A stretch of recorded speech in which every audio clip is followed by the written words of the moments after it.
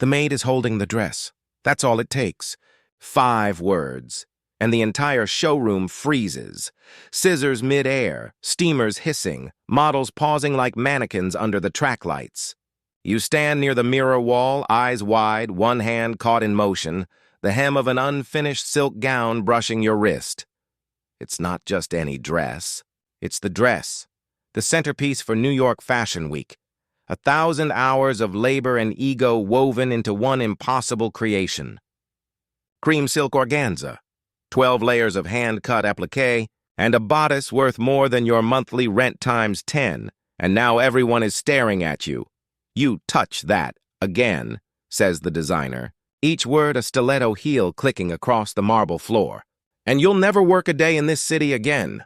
Her name is Celeste Duval, a woman who built her fashion empire on precision and fear. White linen suit, espresso eyes lined in gold, lips painted like judgment. You've watched her every morning from the laundry room, her voice trailing down hallways like perfume. The models whisper that she hasn't smiled in years. The problem is that the fabric really was tearing. You saw the fray, one thin thread pulling free from the hem as the assistants rushed to move it to the window stand. You tried to save it, just one careful hand to stop the rip before it spread. Now you stand frozen in the golden light of the showroom, humiliated and silent. Do you have any idea what these costs? Celeste's voice rises, slicing the silence. This isn't a thrift store tablecloth. This is Duval. You try to speak, to explain that the damage was already there. But the words stick. Every face around you wears the same polite horror, the kind that says, don't defend yourself. Just disappear. The junior assistant, a pale girl in pearls, mutters under her breath, should have known better. They touch everything. A few snickers ripple. You swallow the heat burning your throat. I was just trying to... Out! Celeste says sharply, her voice brittle as glass. For a heartbeat, no one moves. Then a security guard, a tall man with sympathy hiding behind professional detachment, approaches gently. Let's go, ma'am. Ma'am. Not miss, not her. Like you're a stranger in your own life. You look down. The hem of your apron trembles where your hand still grips it. Threads of the silk hang from your fingers, shining faintly in the light like guilty proof. Celeste turns back to her team. Get it to Clara for restoration.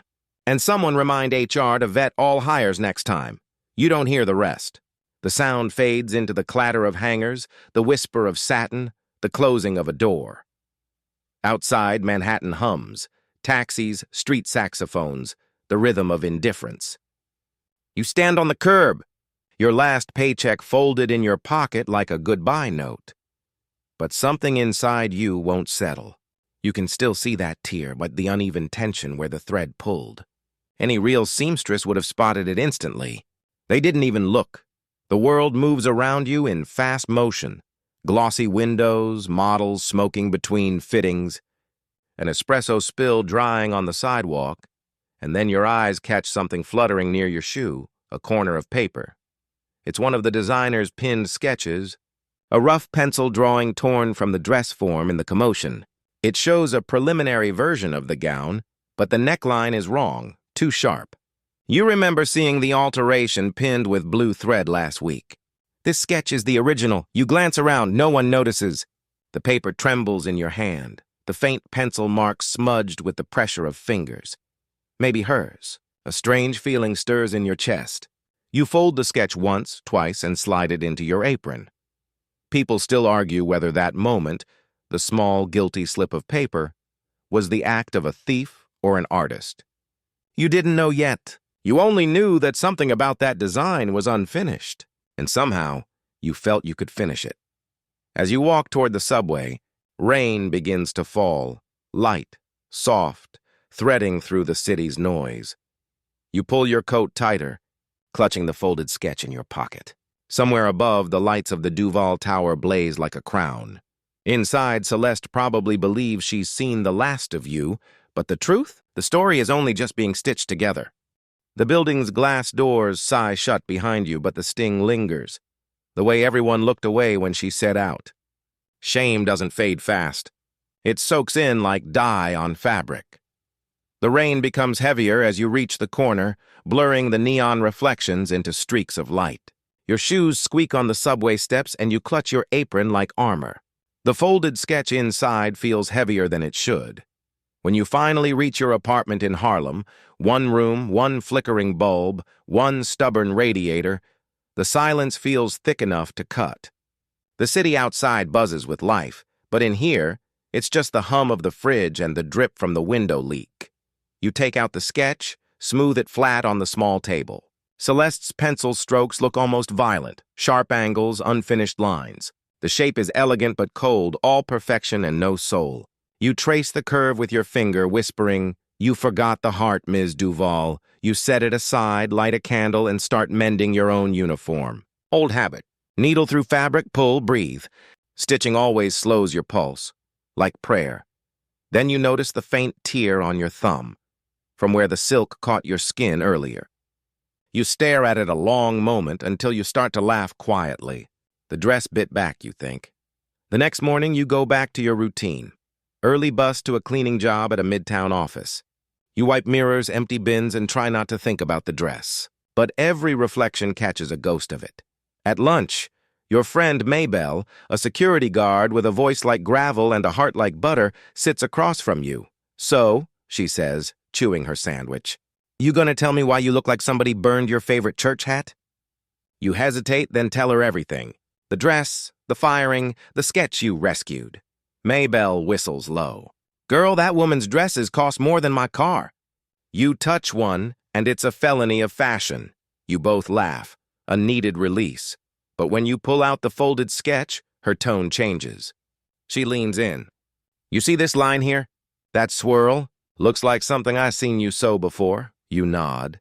"My grandma used to make quilts like that." Every pattern meant something. Faith, family, journey. She said, "Stitches tell stories if you let them." Maid smiles. "Then maybe it's time you tell yours?"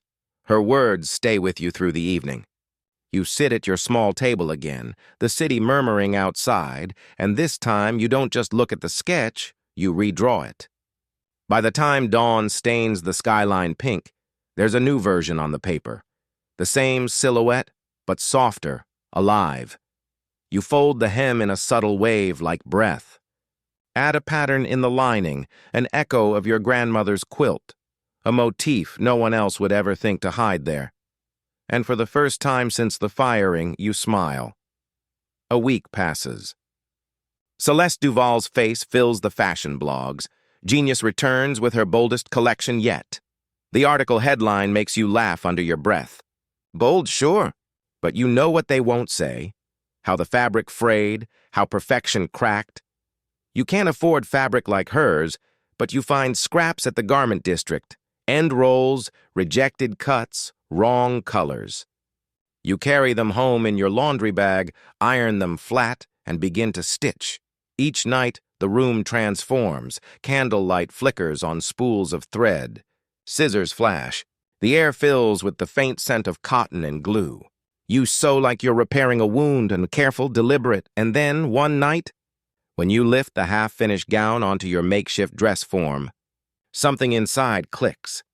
It's the same silhouette as Celeste's, but it moves differently, softer, human. When the candle flame flickers, the folds shimmer like breath. You take a step back, hands trembling, and whisper, "Grandma, you'd laugh if you saw this mess." Outside, a car horn blares. Upstairs, someone argues through thin walls. But in that tiny room, something holy happens. Art born in secret, from pain and persistence. You photograph the dress under the weak light. Upload one picture to an old Instagram account you barely use. No caption, just the dress, pinned at the waist. A whisper of pattern showing through the lining.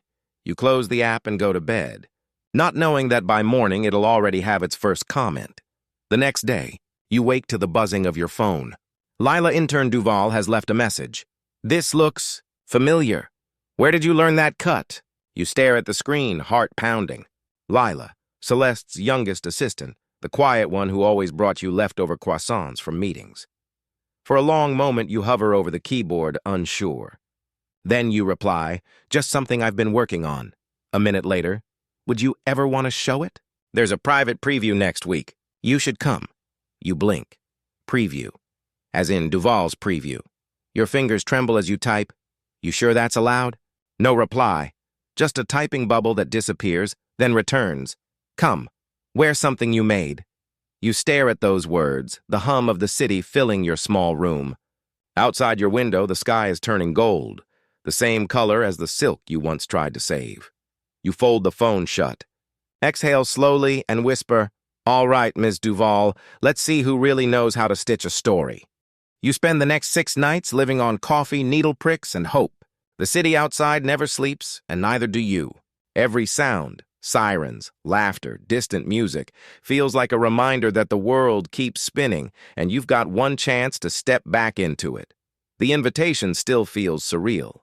That someone from Duval's house noticed your dress? That they even wanted you to come? It could be a trap, or a test, or maybe just a cruel joke. But then you look at the dress hanging by your window, made from mismatched fabric and stubborn faith, and you know you can't ignore it. You press your palms against the folds, whispering, "We'll go." But we're going in our own skin. The night before the event, you take your grandmother's quilt out from the old cedar chest under your bed. It's worn and soft, every patch a different memory, faded church blues, scraps of your mother's Sunday dress, the corner where your initials were stitched in pink thread. You lay it beside the gown, tracing the old patterns. The similarities aren't accidental. You've carried those shapes inside you for years. Little diamonds of endurance, circles of belonging. Your grandmother used to say, "Every woman in this family stitches her story into something. Some use thread, some use grit." You smile at that. So you take a deep breath and begin to line the inside of the gown with a hidden panel cut straight from the quilt's edge. Just one corner, small enough that no one would ever see unless they looked closely. The needle slides through fabric with a familiar rhythm, soft and sure. The candle flickers once, as if approving. The next day, the city feels electric. Fashion Week in Manhattan, streets alive with flashes, limousines, perfume clouds, and people dressed like dreams.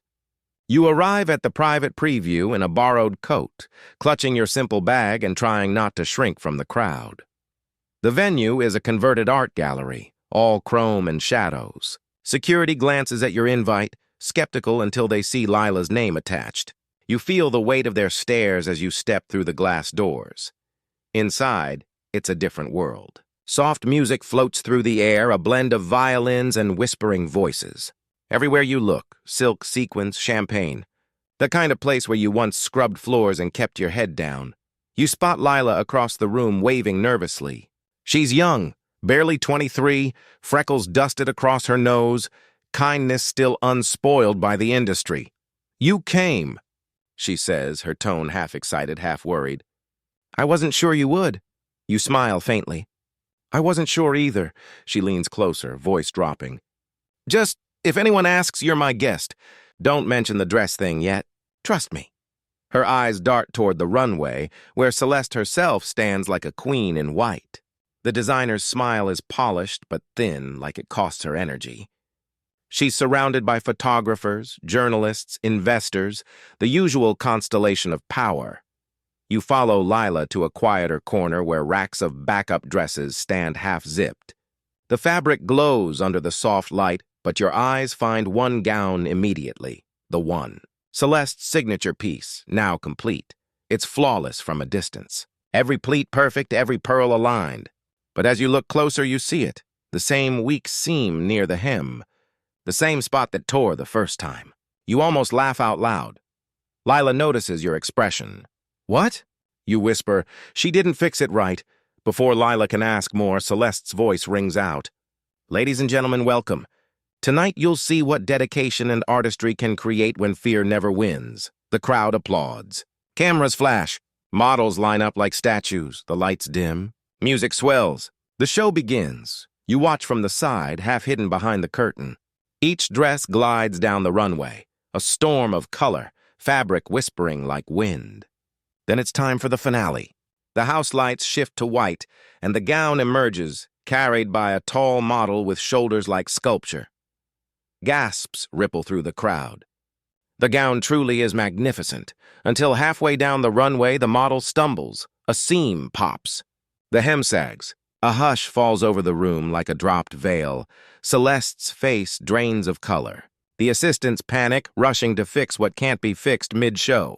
Cameras flash wildly, capturing disaster in real time. You stand frozen for a moment. Then, something ancient in your hands takes over, the reflex of a woman who's repaired more than clothes in her life. You grab your small sewing kit from your bag, a habit you never lost, duck under the curtain, and slip backstage before anyone stops you. The air back there is chaos, makeup artists shouting, models swearing, Celeste barking orders. You move straight toward the fallen gown, ignoring the gasps. The model blinks down at you. Can you? You don't answer. You kneel, find the split seam, and see exactly what went wrong. Too tight a pull, no give in the tension. You thread the needle with practiced ease, the crowd noise muffled by the heartbeat in your ears. You whisper as you sew, "There's always got to be room to breathe." It takes 30 seconds. Then you stand, smoothing the fabric. The tear disappears, hidden under a wave of silk. The model looks at you, amazed. "It's perfect." Celeste steps forward slowly, eyes narrowing. "Who are you?" You meet her gaze, steady, calm. "The maid you fired." The silence that follows feels heavy enough to crush the chandeliers. Lila looks between you both, lips parted, unsure whether to run or applaud. And Celeste, famous, flawless Celeste, blinks once, then twice, her throat tightening as she looks at the repaired gown. She sees something she didn't expect, not defiance, but mastery. The cameras flash again, capturing the moment, the designer, the maid, the mended gown that refused to stay broken.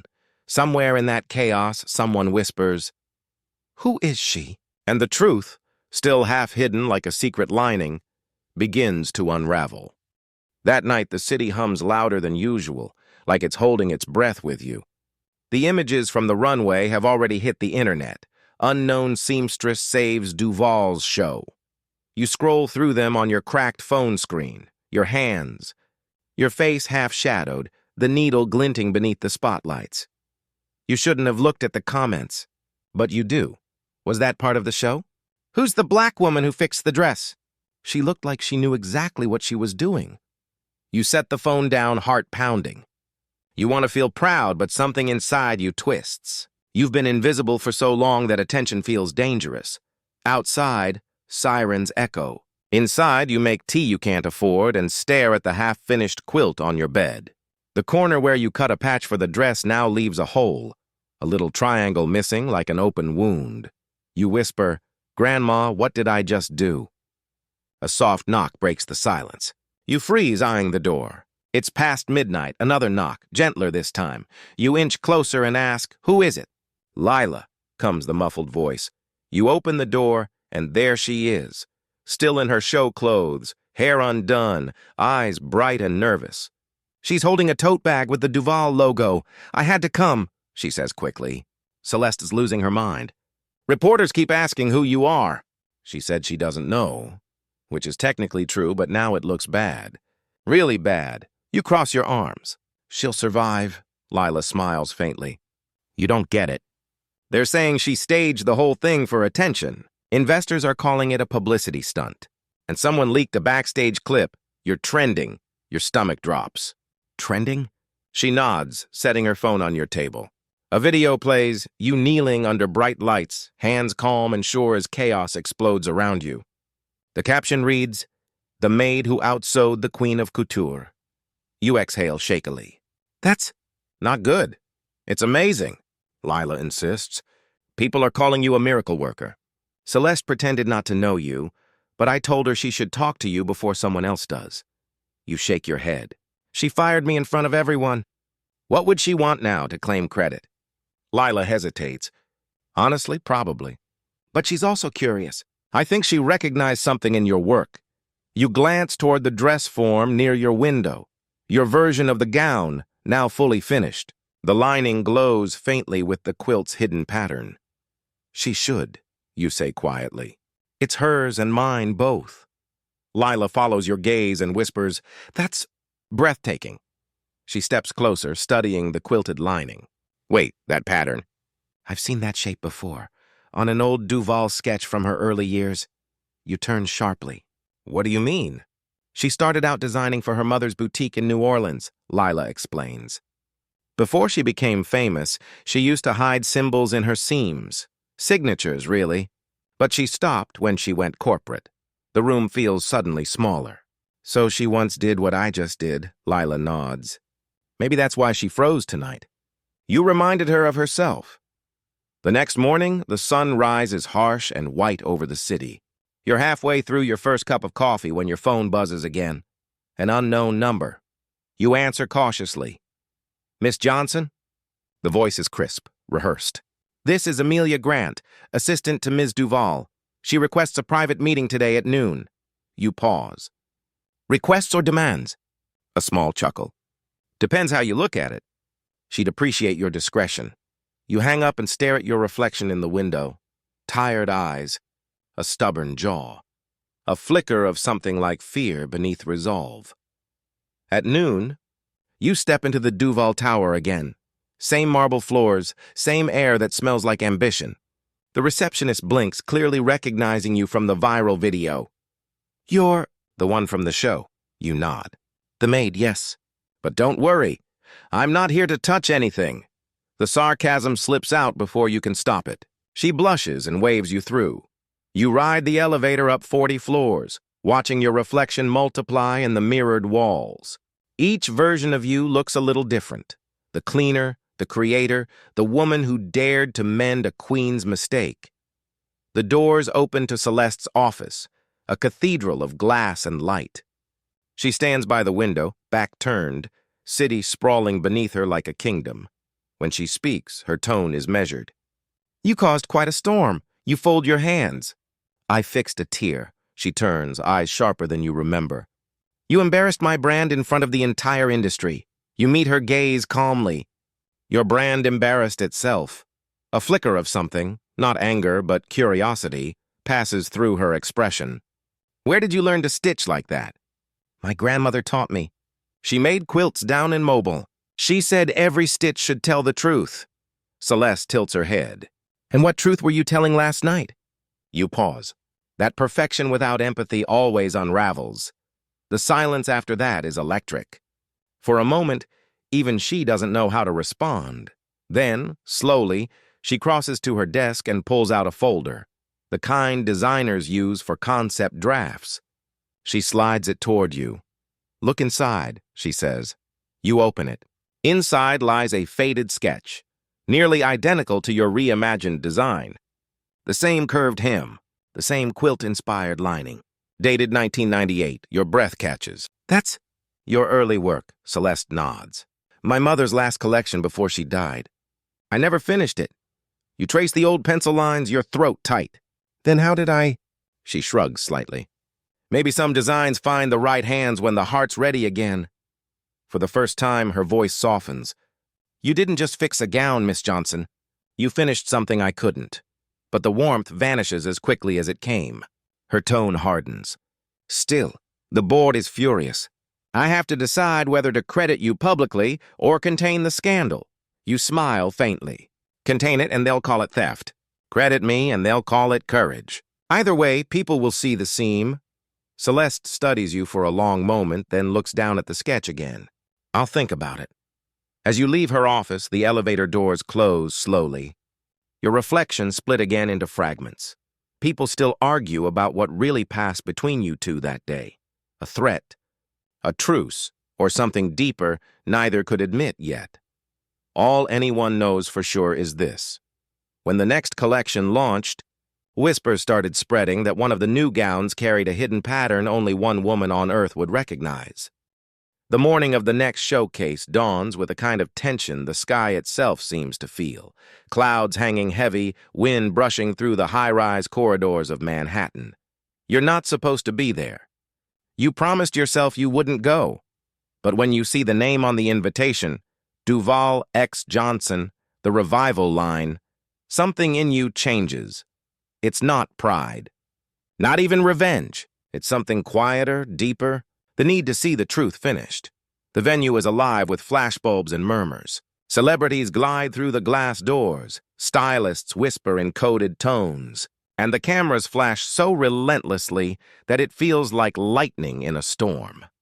Backstage, a familiar voice says your name, Lila, smiling nervously, hands you a lanyard that reads consultant. You glance at it.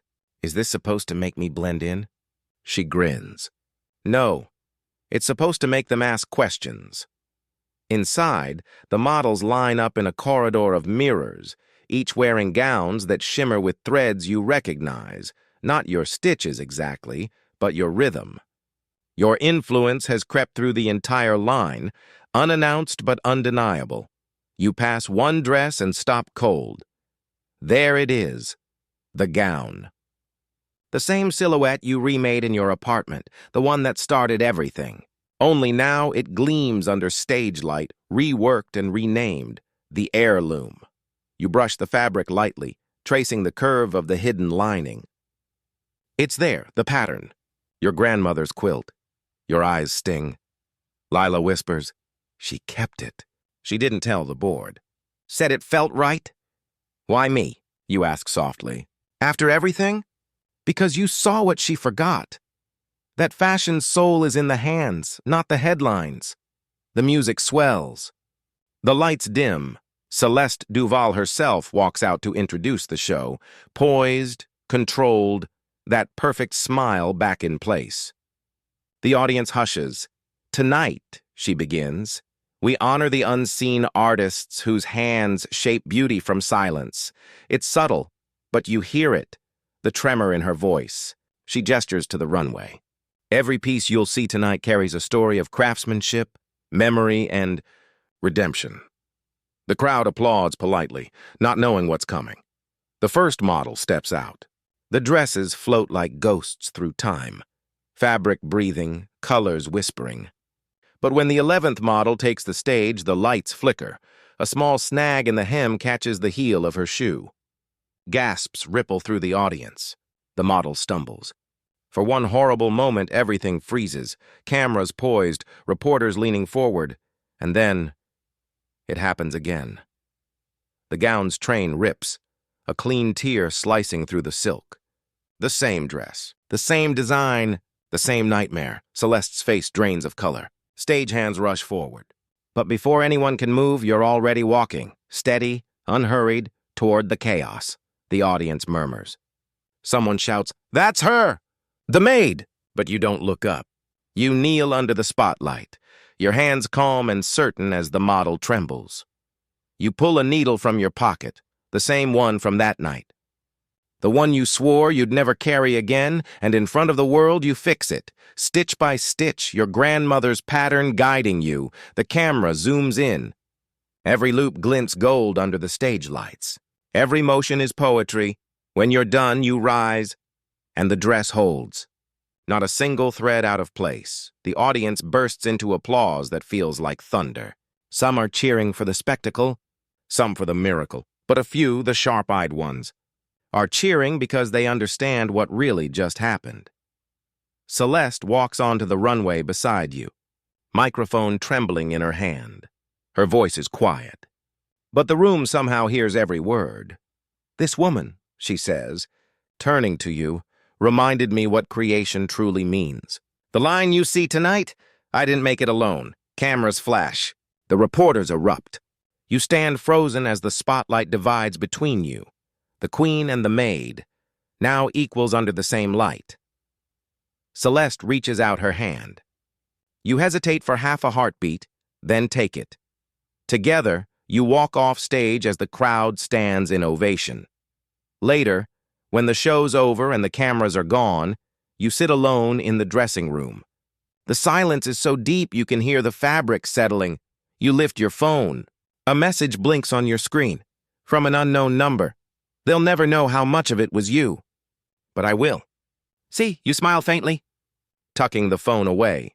Then you pull from your bag a swatch of fabric, the one you saved from the gown's lining, and pin it to your grandmother's unfinished quilt. The pattern is finally complete. The applause echoes long after the lights fade. Backstage, the air hums with chaos. Reporters chasing quotes, stylists crying from relief, and interns running with clipboards like the building's on fire. You stand against the mirror, watching it all reflect in fragments, sequins, sweat, flashbulbs. The sound feels far away. Then the room goes quiet. You catch her reflection before you hear her voice. Celeste Duval. No cameras, no smile, no entourage now. Just her. Makeup smudged, voice raw from the speech she barely made through. "You were never supposed to be here," she says softly, almost like she's talking to herself. You turn. "You mean tonight or in your world?" Her eyes flick up, and for the first time you see it. The exhaustion under the glamour. She gestures toward a nearby chair. "Please sit." You don't. The silence stretches. The only sound is the faint hum of fluorescent lights overhead. Finally, she says, "When they told me you were the one who made that repair, I didn't believe it. I thought it was a setup, that someone sent you to humiliate me. You cross your arms. You did that all by yourself. That lands." Her shoulders tighten. "You're right," she admits. "And yet, I can't deny what I saw out there. That stitch you used, the invisible cross-thread?" You nod. "My grandmother's design. She taught me that if you stitch the pain in, the fabric never forgets where it tore." Celeste looks down at her hands. "My mentor used to say something similar. Only she said," she pauses, "hide the pain." The line sits between you like a fault line. She paces a few steps, then stops. "Do you know what it's like to build an empire on other people's expectations? To be called visionary when all you do is translate the work of quieter hands?" You say nothing. She exhales, then opens a drawer, pulling out a manila envelope. "These are the sketches from that collection. Yours are in here too." Your pulse quickens. "You kept them?" "Of course I did." She steps closer, pressing the envelope into your hands. "Because even when I fired you, I knew what I was really doing and protecting myself from you." You blink. "Protecting yourself?" "From the truth," she whispers. "That the maid was the better designer." A knock interrupts. A woman in a headset leans in. "Celeste, Vogue's waiting for your quote." "The designer from Paris wants to meet you." Celeste waves her away without looking. "Tell them I'll be out in a minute." The woman hesitates, then leaves. You set the envelope down. "What do you want from me?" She gives a faint, humorless laugh. "Redemption, maybe. Partnership, maybe. Or maybe just a little peace of mind before the vultures come." Her words hang heavy, then quieter. "You should know. The press will spin it however they want. But I'll tell them the truth. That you weren't a maid who touched what wasn't hers. You were an artist who saw what I was too afraid to see. You study her. The arrogance is gone. What's left is something close to fear. The kind that comes when someone realizes power isn't control. It's grace. You tilt your head. You sure you're ready for that headline?" She meets your eyes. "I'm not. But I think you are." The assistant returns, this time with someone unexpected behind her, a tall black man in a navy suit, carrying a leather portfolio. He introduces himself quietly. "David Yancey, head of the American Design Guild. Your stomach tightens." He turns to you. "Miss Johnson, we saw the footage from the runway. We'd like to discuss a residency." "You'd be our first independent artisan in residence in over 20 years. Celeste's eyes widen. "That's fast," he nods. "Word travels faster when it's truth. You feel every eye on you." The room, once hers, feels suspended between worlds. One built on image, one built on craft. You take a breath. "If I say yes, it'll be under one condition." David raises an eyebrow. "Name it." You gesture toward Celeste. She comes too, but not as a mentor, as a student. The silence is total. Celeste stares at you, stunned, almost offended. Then something shifts, a slow, genuine smile. "Touché," David chuckles softly. "We can work with that." The deal is sealed with a handshake, quiet but seismic. As they leave, Celeste lingers for one last glance. "You know," she says, "I used to think genius was the ability to create something new. But watching you, I realized it's the courage to repair what others ruined." You smile faintly. "Guess we're both learning then." She nods once and walks out, her heels clicking like punctuation marks. Not of power, but of acceptance. When the door closes, you look at the envelope again. You open it this time. Inside are sketches. Yours, hers, tangled together like two versions of the same dream. On the back of one, in faint pencil, a single note reads, "True beauty needs no permission." You trace the words slowly, almost reverently. Outside, the noise of the city returns, honking, laughter, wind. But for the first time, it doesn't feel distant. It feels like applause. The morning of the next showcase dawns with a kind of tension the sky itself seems to feel. Clouds hanging heavy, wind brushing through the high-rise corridors of Manhattan. You're not supposed to be there. You promised yourself you wouldn't go, but when you see the name on the invitation, Duvall X. Johnson, the revival line, something in you changes. It's not pride, not even revenge. It's something quieter, deeper. The need to see the truth finished. The venue is alive with flashbulbs and murmurs. Celebrities glide through the glass doors, stylists whisper in coded tones, and the cameras flash so relentlessly that it feels like lightning in a storm. Backstage, a familiar voice says your name.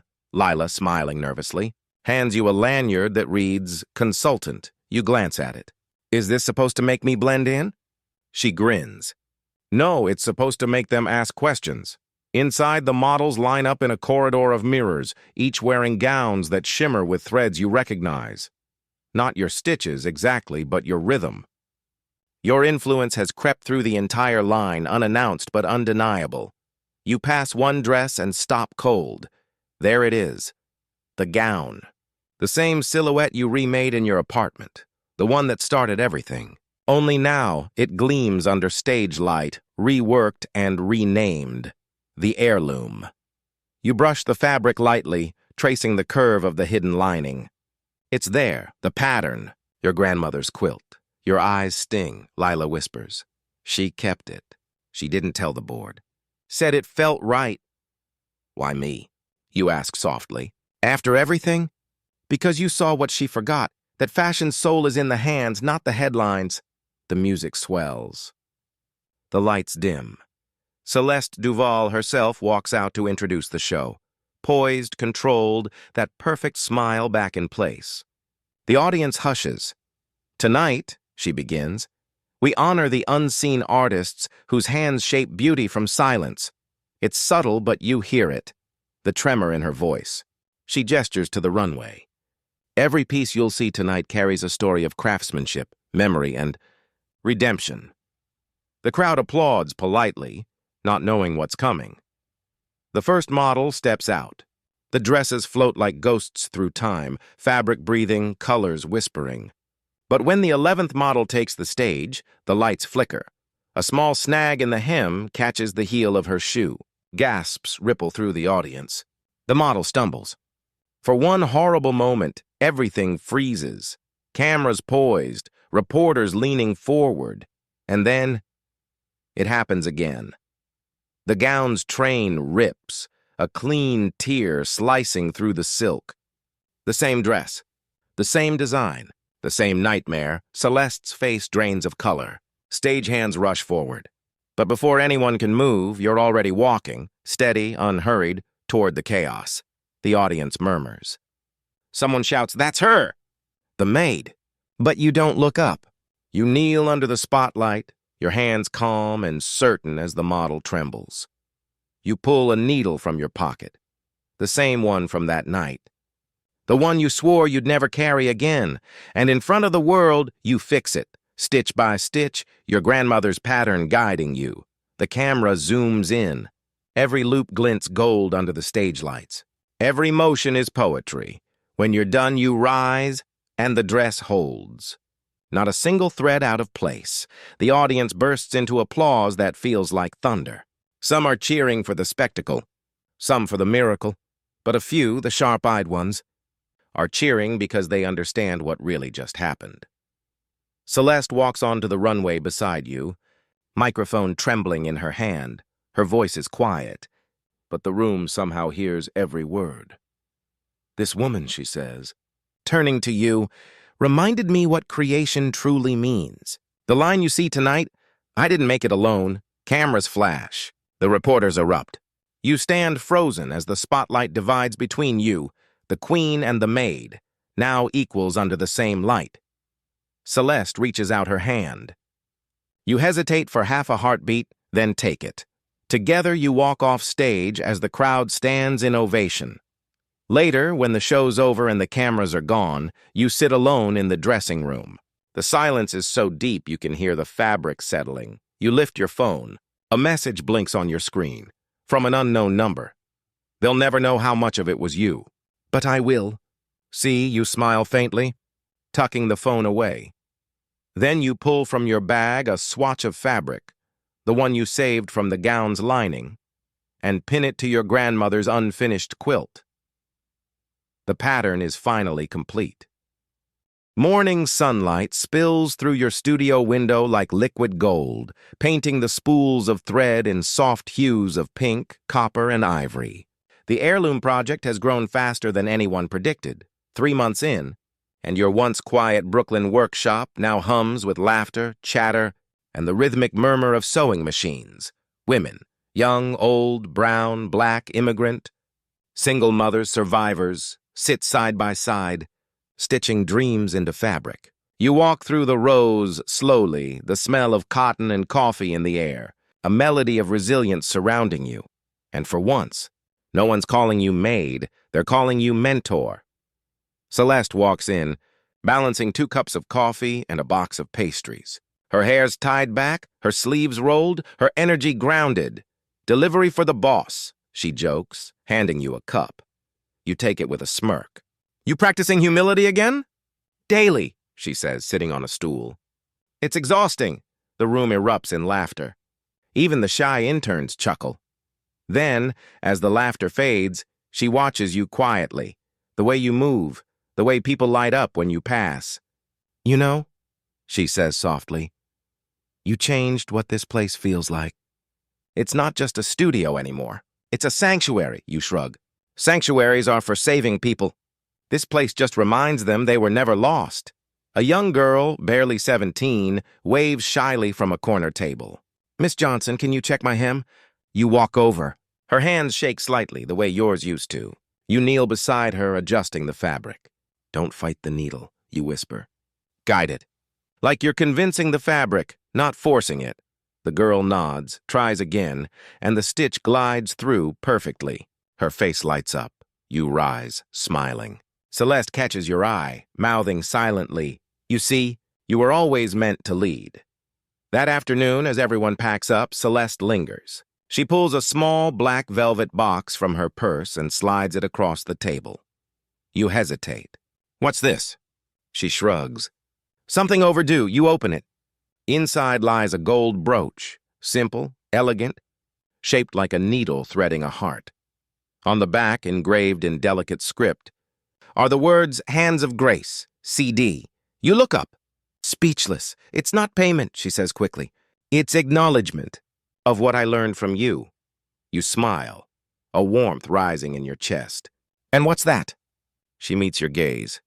That creation without humility isn't art. It's vanity. You nod slowly. Then we both finally grew up. Later that evening, you step out into the twilight. The city is alive, but softer somehow, like it's exhaling. You walk the same route you once took home in tears the night you were fired.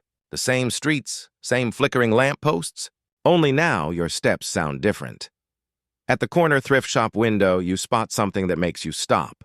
A mannequin dressed in a replica of the heirloom. The shop owner, a kind old woman, notices you staring and says proudly, "Beautiful, isn't it? Some local woman made that after seeing you on the news." You smile. "It's perfect." She tilts her head. "You know her?" "Better," you say softly. "I know what she's sewing for." At home, you light a candle by your grandmother's old quilt. Now fully restored, every missing square filled. Some pieces are new, stitched by women from your studio. Some are from old uniforms, tattered aprons, and abandoned gowns. Together they tell the story of every woman who ever mended more than fabric. You trace the quilt's edge, whispering, "We did it, Grandma!" Then your phone buzzes, a message from Celeste. Tomorrow's feature. The maid who redefined fashion. You ready for that headline? You type back, "Let them print what they want." We know the truth. She was never just a maid. That night you dream, not of dresses or spotlights, but of hands, hundreds of them, stitching light into darkness. Different shades, different sizes, all moving in rhythm. When you wake, dawn is breaking, and the studio below hums faintly with life again. You smile, because you know the story isn't ending. It's only passing from one pair of hands to another. The camera pulls back slowly, through the window, into the street, then above the city. The quilt hangs near the window, glowing gold in the morning sun. If this story reminded you that real artistry doesn't need permission, it just needs courage, smash that subscribe button and hit the notification bell. Have you ever been underestimated because of where you work, how you speak, or what they thought you were? Tell us your story in the comments below. Your experience might inspire our next viral tale of justice, creativity, and grace. And here's a little challenge for the sharp-eyed viewers.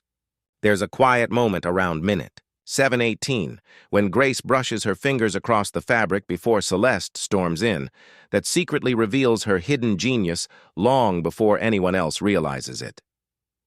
Watch again and tell us, what did you notice about the way she touches that dress? Only the most observant viewers will catch the clue that changes everything. Because in this story, every stitch was evidence.